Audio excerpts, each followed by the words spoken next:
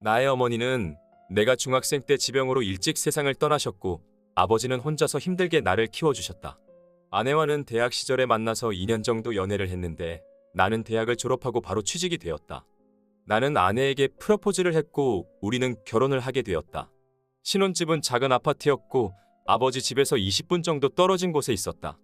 신혼생활은 매일이 행복으로 가득했다.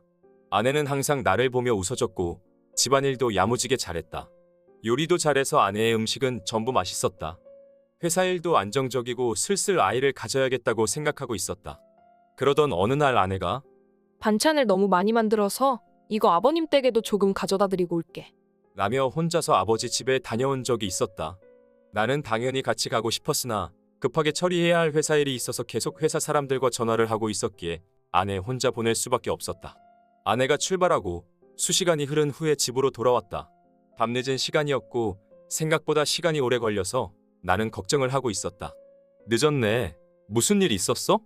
라고 지나가는 듯이 물었는데 별일 없었어. 그냥 아버님이랑 이야기가 길어졌어. 라고 아내는 대답했다. 지금 생각해보면 사실 이때가 두 사람의 첫날 밤이었던 것이다. 설마 그런 일이 일어나고 있다고 꿈에서도 생각해 본 적이 없었기에 나는 그냥 그랬구나 하고 대수롭지 않게 넘어갔다. 그날로부터 아내는 일주일에 한 번씩 반찬을 만들어서 아버지 집에 가기 시작했다. 처음에는 매번 나도 같이 가고는 했는데 시간이 흐를수록 아내가 혼자서 금방 다녀올 테니 집에서 쉬고 있으라고 말해주기도 해서 점차 나는 가지 않게 되었다. 당시에 나는 혼자 생활하는 아버지를 챙겨주는 아내가 너무 고마울 뿐이었다. 그러나 아내가 아버지 집에 가는 횟수가 점점 더 늘어나고 있었다. 일주일에 한 번이었던 방문이 2번, 3번이 되었고 그러다가 아내가 아버지 집에 갔던 어느 날에는 오늘은 아버님 댁에서 잘게. 라고 나에게 연락을 하는 지경에까지 이르렀다. 나는 그건 좀 아니라고 말하고 있었는데 아버지가 전화를 받고는 새아가가 몸 컨디션이 안 좋은 것 같은데 너는 내일 출근하니까 아가가 오늘 여기서 자고 내일도 푹 쉬다가 집에 가는 게 좋을 것 같구나. 라고 말을 했다. 나는 솔직히 저게 무슨 이상한 소리인가 싶었는데 일단은 알겠다고 했다. 그 이후에도 아내는 아버지 집에 계속 다녔다. 그러던 어느 날 퇴근길에 아버지 집에서 필요한 물건이 있었다는 게 생각나서 잠깐 들러서 가져오기로 했다. 집에 도착하니 주차장에 아내의 차가 있었다. 또 반찬 만들어서 가져왔구나 싶어서 아무 생각 없이 집으로 들어갔는데 거실에 아버지 옷들이 널브러져 있었다. 아버지도 참 칠칠 맞으시네 라고 생각을 하는데 그 옷들 사이에서 아내의 속옷이 보였고 그 순간 순식간에 머리로 피가 쏠리는 느낌이 들었다. 그리고 식은땀이 나고 온몸이 떨려오기 시작했다. 안방 쪽에서 무슨 소리가 나는 것 같았고 나는 벌벌 떨면서 안방 문을 살짝 열어봤는데 두 사람이 알몸으로 한참 하는 중이었다. 그 이후부터 잘 기억이 나지는 않는데 정신을 차려보니 아버지는 얼굴에 피를 흘리며 침대에 나자빠져 있었다. 그리고 아내는 방구석에 쭈그리고 앉아서 겁에 질린 얼굴로 나를 쳐다보고 있었다. 머리가 멍해진 상태로 방안을 살펴보는데 아버지는 피 도구를 사용하지 않은 상태였다. 나는 그걸 보자마자 또다시 피가 거꾸로 치솟았고 아내를 향해서 나가서 더러워 라고 소리치고 집을 나왔다. 집에 가서 최소한의 짐을 챙겨서 회사 근처의 모텔로 갔다. 그리고 일주일 동안 모텔방에서 한 발자국도 나가지 않았다. 회사에서 친한 선배에게 전화가 왔는데 나의 무단 결근에 대해서 굉장히 화를 내고 있었고 나는 아무 생각도 하지 않고 아버지랑 아내가 하고 있는 걸 봤어요. 그래서 출근을 못하겠습니다 라고 말해버렸다. 선배는 당황하는 목소리로 나 대신 휴가 신청을 내주겠다고 말해주었다. 그동안 아버지와 아내에게 전화와 문자가 계속 왔는데 나는 전부 무시했고 수일이 지난 후에 장인어른께만 연락을 드려서 이혼하겠다고 말했다. 그러자 장인어른이 제발 부탁이니까 일단 우리 집으로 지금 당장 와주게. 라고 말씀을 하셨다. 나는 비틀거리는 걸음으로 장인어른 댁으로 향했고 현관에서 나를 맞이해준 장모님이 너무나도 놀란 얼굴을 하셨다. 그도 그럴 것이 나는 밥도 거의 먹지 못하고 씻지도 않았다. 갈아입을 옷은 있었지만 전부 다 귀찮았기에 잔뜩 구겨진 바지에 더러워진 셔츠를 입고 있었다. 거실로 갔더니 아내가 무릎을 꿇고 앉아 있었고 그 옆에는 아버지도 있었다. 그전까지 멍한 상태였던 나는 두 사람을 보자마자 순식간에 미치 되어버렸다. 아내의 부모님이 옆에 계시다는 사실도 까맣게 잊은 채 나는 아내의 얼굴을 발로 차버렸다. 그리고 아버지를 쓰러뜨리고 그 위에 올라타서 그냥 본능이 시키는 대로 마구잡이로 주먹을 휘둘렀다. 아버지와 아내가 말로는 표현할 수 없을 정도로 밉고 또 미웠다. 아버지 혼자서 나를 힘들게 키워주셨고 나는 그런 아버지를 진심으로 존경했다. 그리고 아내를 온 마음 다해서 사랑하고 아꼈다.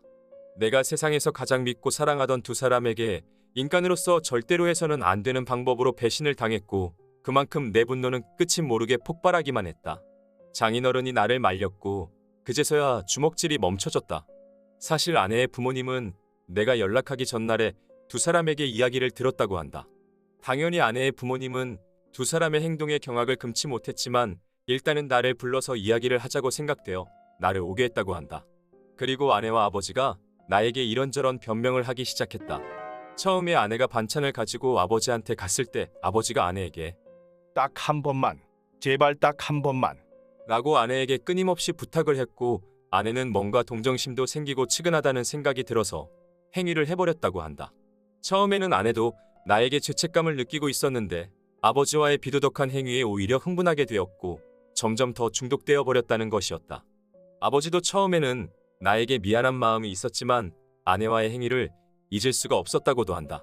나는 이야기를 듣는 도중에도 여러 번 미쳐버릴 것 같은 생각에 주먹으로 바닥을 내려치거나 아버지의 멱살을 잡거나 했다. 자신들의 변명을 마친 두 사람은 나를 향해서 다시 무릎을 꿇고 앉아서 제발 용서해줘. 정말 잘못했다. 당신과 다시 시작하고 싶어. 제발 부탁이야. 라고 짓거리기 시작했다. 그 말들을 듣고 나는 정말로 정신이 나가버렸는지 이 상황들이 웃기다는 생각이 들었고 큰 소리로 계속 웃어버리고 말았다. 눈에서는 눈물을 주룩주룩 흘리면서 계속 웃었다. 웃으면서 주먹으로 벽을 치거나 방 안을 휘적휘적 걸어 다녔다. 그런 나를 보고 아내는 오열하기 시작했다. 그리고 아버지가 봉투 2개를 꺼내어서 아내의 부모님과 나에게 내밀었다. 전부 제가 시작한 일입니다. 죄송하다고밖에 할 말이 없습니다. 돈으로 해결되는 문제가 아니라는 것도 잘 압니다. 그래도 받아주세요. 제 전 재산입니다. 나는 그대로 밖으로 나와버렸다. 오랜만에 집에 돌아갔는데 테이블에 아내가 쓴 편지가 놓여 있었고 나는 열어보지도 않고 갈기갈기 찢어서 버렸다. 그 후에 나는 회사에 복귀를 했고 매일 출근하고 집에 와서 잠만 자는 반복된 생활이 계속되었다. 숨은 쉬고 있지만 죽어있는 상태나 마찬가지였다. 얼마 후에 아내의 부모님에게 연락이 와서 내가 우편으로 보낸 이혼 서류를 제출했다고 말하는데도 아무 생각이 들지 않았다. 그리고 또 수일이 지나고 아버지가 유서를 남기고 행방불명이 되었다는 이야기를 친척에게 전해 들었다. 그로부터 몇 주가 지나고 이번에는 전 아내가 세상을 떠났다는 연락을 받았다. 아내가 스스로 목숨을 끊기 전에 집으로 여러 번 찾아와서 용서를 빌었는데 나는 그때마다 폭언을 퍼붓고 분에 못 참고 주먹을 날리며 내쫓기만 했었다. 그런 아내의 마지막은 결국 자신의 방에서 싸늘하게 식은 상태로 발견되는 비참한 결말이 되고 말았다. 아버지는 여전히 행방불명 상태였는데 그냥 느낌으로는 진짜로 어딘가에서 아무도 모르게 이미 세상을 떠난 게 아닐까 라는 생각이 들었다. 아버지가 남긴 유서에는 아들에게 용서받을 수 없는 짓을 저질렀다. 하루라도 빨리 죽어서 사죄하는 방법밖에는 없다 라고 적혀 있었다고 한다. 솔직히 말하면 나는 두 사람의 최후의 소식을 들었을 때 아무 감정도 느끼지 못했다. 그러나 결국 나는 회사를 관두고 도망치듯이 다른 지역으로 이사를 갔다. 그리고 그곳에서 새로 취직해서 지금도 일을 하고 있지만 나는 사실 사람을 만나는 게 무섭다. 인터넷에서는 괜찮지만 직접 사람의 눈을 마주하면 식은땀이 나고 속이 울렁거린다. 앞으로도 나는 누군가를 다시 만나서 결혼하지도 못할 것이며 아마도 평생 혼자일 것이다. 그렇게 생각하니 나도 결국에는 두 사람과 같은 비참한 인생이 아닌가 하는 그런 생각이 든다. 마지막까지 시청해 주셔서 감사합니다. 다음 사연도 많은 관심 부탁드립니다.